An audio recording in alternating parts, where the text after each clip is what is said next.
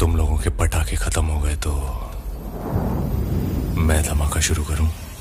ইউটিউবে আজ ড্রপ করেছে ধুরন্ধর মুভির ট্রেইলার। বাইরে ভাই, এটা কি ছিল? ভিএফএক্স এর মারেন গুলি, এইটা দেখেন ভাই, আগুন লাগাইয়ে দিবে 5 ডিসেম্বর, থিয়েটারে আগুন লাগাইয়ে দিবে এই মুভি। এখানে অর্জুন রামপালের যে ভয়ঙ্কর লুক ছিল, বাপ রে বাপ। আর মাধবন এমন একটা অভিনেতা, উনি সব ধরনের চরিত্রের সাথে মিশে যেতে পারে। আমি প্রথমে চিনতেই পারিনি ওনার ফিজিক্যাল ট্রান্সফরমেশন দেখে। আপনারাও হয়তো এমনই হয়েছে।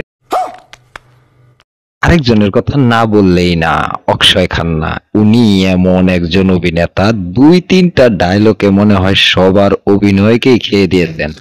সঞ্জয় দত্ত তো স্পেশাল সব সময়, উনার যে স্টাইল আর উনার যে অ্যাটিটিউড, ভাই কি বলবো। এখন আসি রণবীর সিং এর কাছে। রণবীর সিং এর লুকটা দেখে আলাউদ্দিন খিলজির কথা মনে পড়ে গেল, যে আলাউদ্দিন খিলজির অভিনয়টা উনি পদ্মাবত ছবিতে খুব ভালোভাবে নিভিয়েছেন। আর 4 মিনিটের একটা ট্রেলারে প্রথমে রণবীর সিং কে খুঁজেই পাওয়া যাচ্ছিল না, এমন মনে হয়েছিল সাইড ক্যারেক্টার।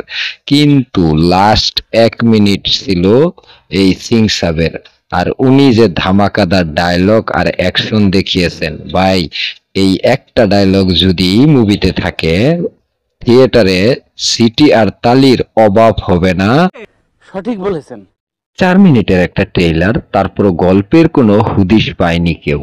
যদিও ওই ইন্ডিয়া পাকিস্তানের দ্বন্দ্ব নিয়েই মুভিটা হবে, তারপরও গল্প কি এটার কোনো হুদিশ পায়নি। ও হ্যাঁ, আরেকটা খবর, মুভিটা কিন্তু 2টা পার্টে মুক্তি পাবে। অনেকে বলেছিল যে রণবীর কাপুরের অ্যানিমেলের কপি এন তেন এইটা হেটা। আমার কাছে কিন্তু কোনো কপির কোনো কিছু পাইনি। রণবীর সিং এই উৎপাটন যে পোশাকগুলো পরে, উনি এইটা নিয়েই ট্রল হয়, কিন্তু অভিনয় কিন্তু ভালোই করে। যদিও কমেডিতে উনি একটু ওভার অ্যাক্টিং করে ফেলে, কিন্তু এই ধুরন্ধর মুভির ট্রেইলারে যা দেখলাম, উনি খুব ভালো অ্যাক্টিং করেছেন। যে পারে সে কাপড় সরাও পারে, কাপড় ছাড়াও পারে। ট্রেলারের সবকিছুই আমার ভালো লেগেছে।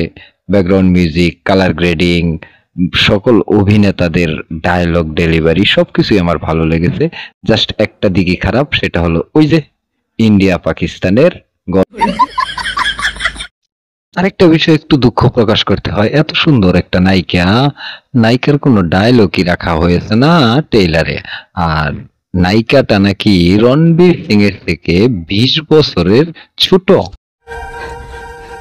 ধুরন্ধরের ট্রেলারটা কেমন লেগেছে জানাবেন কমেন্ট করে, আর ভিডিওটা কেমন হলো সেটাও জানাবেন কমেন্টে। আমার চ্যানেলটাতে যদি নতুন হয়ে থাকেন, চ্যানেলটা সাবস্ক্রাইব করে দেবেন। আজ চলে যাচ্ছি, আবার দেখা হবে। আপনাদের সুস্থতা কামনা করে শেষ করছি। আল্লাহ হাফেজ।